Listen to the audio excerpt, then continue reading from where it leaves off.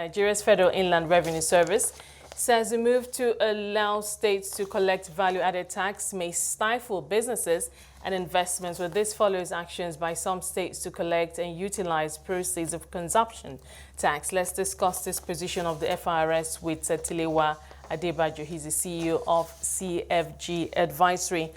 Tilewa, well, if you're live on air with us at the moment, if we could just commence the conversation.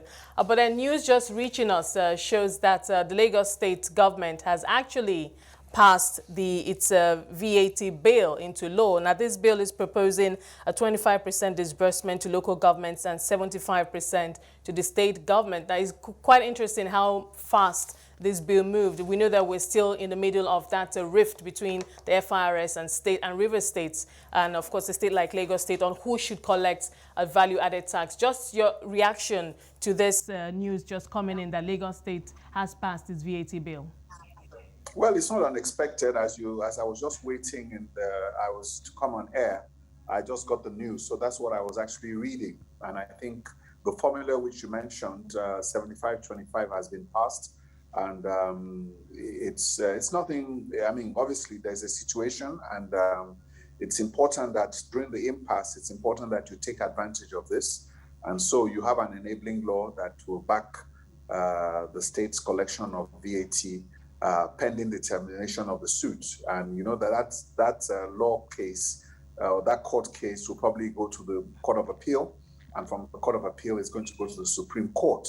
And the way our court systems work, by the time this case is decided, I'm sure we're going to have a new government. There would have been elections. So I don't think this government is going to be able to determine the eventuality of this case. So in the interim, the states are positioning themselves to collect VAT.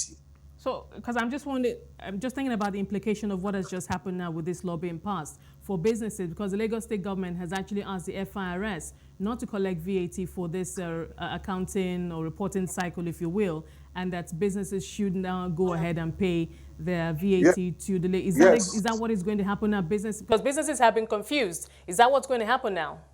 That's the law. You know, that has already happened in river states. And I think this is really where the confusion will come in, because people are going to be confused as to where they're going to pay their taxes. But since Lagos State and River State has passed this law, it is now law. Because so if you're paying VAT in Lagos, you need to pay it to Lagos State. If you're paying VAT in River State, you need to pay it in River State. There's a court judgment, and there's enabling laws backed by the National Assembly for the two states, Rivers and Lagos. So as it is right now, Lagos State and River State are empowered to collect VAT, pending the termination of the court case at the Court of Appeal and the Supreme Court. Now, what do you think about the argument of the FIRS that it is not advisable for value-added tax to be collected at the subnational level, and that it may stifle businesses? It talks about output and input tax. I'm sure you watched that press conference. What were your takeaways? It's about what you are talking about. We live in a democratic dispensation, and we have to follow the rule of law. The only way where FIRS needs to provide its argument is to take this case to the Court of Appeal and try and get some sort of judgment. Eventually, I'm sure this is going to go all the way to the Supreme Court. And like I've told you, the way court systems work, by the time this case gets to the Supreme Court, I'm sure we would have had elections and there will be a new dispensation. So I see the next year and a half being quite turbulent in this matter. But it doesn't matter what FIRS says. It is the law of the land that subsists. We have to follow the rules. Now, we know that 6 states basically carry the bulk or make the bulk of contribution to VAT. And if this persists, 30 states could actually be at risk. First, River State, now Lagos State. Should we expect other states who make a significant contribution to the overall VAT pool to take the same move, now that Lagos State and River State appear to have been successful in this? Yes, Lagos State collects 55% of the total VAT. And let me also state for the facts that, last year, from the Finance Act of 2020, the rate for the VAT collection was increased from 5% to 7.5%. So this year, we're expecting VAT revenues to total 2 trillion naira. And Lagos State, the section of the VAT which Lagos State collects 55% is the local VAT. As you know, customs also collects some of the VAT from the import side too. But yes, so the states that are going to benefit from VAT collection, such as Ogun State, maybe Kano State, Delta, those other states will probably go ahead and pass the same laws so that they can retain their VATs. Now, analysts have, there have been conflicting or different opinions on the broader issues that this, matter throws up, especially where this leaves states that are going to be vulnerable if this continues. I'd like you to also weigh in on your own opinion. There's the argument that other states immediately need to become productive, add value and, create centers of production. What is your take? There's no doubt about that. If Lagos State or Rivers State is collecting some value-added tax, it's a consumption tax. So if the consumption is taking place in Lagos or in Port Harcourt or in Rivers State or Lagos State, then why should somebody who is not in that state, in another state, be benefiting from the economic productivity of certain states? So this whole matter, there are many large elephants in the room, but this whole matter goes right into the heart of the call for restructuring of the Nigerian Federation and fiscal federalism. So we have 2 trillion naira on the table. That is a lot of money. And in a situation where there's fiscal challenges, both at the state level and also at the federal level, resources are scarce. The government is spending 97% of its revenues to service debt. Every amount of money coming in is important at this stage. And so the states are going to fight for it. But right now, we all have to go with the law. You also have to understand that VAT is something that was enacted in 2003. Prior to 2003, this was called the sales tax.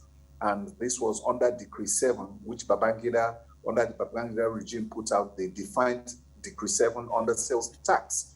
And traditionally, the states have been the one that collected the sales tax. So it was when they started the VAT Act in 2003 that FIRS took control of this. But a lot of people are not happy because they feel that the redistribution is not the best way, that every state should be able to collect and spend what they take. So you've gotten a court judgment that has agreed with that position. And there are laws from River State and Lagos State that has backed that up. So until we have a contrary ruling from the Supreme Court, we'll have to maintain the status quo going back well, to it would appear that the FIRS perhaps cannot wait for this to get to the Supreme Court. We've heard that an appeal has been made to the National Assembly to move the VAT to the exclusive list away from the concurrent list so that it then comes under the purview of the federal government. We don't know how that, what is your thought? I don't know how that is going to work. Yeah, Esther, I don't want us to create any confusion. Please, let us understand what is going on. The National Assembly cannot, you are talking about a constitutional amendment. That constitutional amendment has to go through every House of Assembly in the country. That is a longer process. The National Assembly legislated the VAT Act in 2003, which was challenged, and this is the outcome. So the FIRS, the only recourse right now that the FIRS has is the court of law. All right. Looks like we've... Oh, okay. I thought we lost you there. So just one last point, Tilewa. What do you see as the end game here? I mean, if we're talking about Supreme Court, this could all take a lot of time. But what do you see could be the end game here? The end game now is dialogue. The Minister of Finance needs to take a leadership role in this situation. She needs to dialogue with the governor of Rivers State and the governor of Lagos State, and let us begin to have a constructive dialogue whereby we can have a resolution on this matter that is acceptable to everybody, and we can move on. Because at the end of the day, the people that are suffering are businesses. Businesses all over the country now are now going to be confused, especially in Lagos and Port Harcourt, or River State and Lagos State. Where do we pay the VAT? Because if you don't pay the VAT in Lagos or Port Harcourt, those states have passed laws that if you don't pay the VAT, they will shut down your business, and it's legal. So the people that are going to suffer this is the businesses. And, our economy is just recovering. We've had a very good second quarter, and we want to sustain this momentum of economic growth. This can significantly impact businesses. So we need to manage this, and we need dialogue. So I would urge the finance minister to dialogue with the state governors, and they can use the governors forum to be able to sit down and resolve this in a constructive manner and come up with an amicable solution before you go to the Supreme Court. Tilewa, one last question on the issue on the point of dialogue. Some lawyers argue that the law is the law, like what we've seen River State go ahead to do. The law is the law. If they want to follow it to the letter, they could hold their position and say they have the backing of the law. We do, and let's not make that mistake. The question is, the Lagos State and River State are going to be collecting VAT. There's no doubt about that. But in order for us to have things sorted out properly, I think we also should look at dialogue so that for once and for all, we can have a reform of our tax systems and harmonize everything so that, going forward, businesses do not suffer. Because at the end of the day, it's the businesses that are going to bear the brunt of all this problem.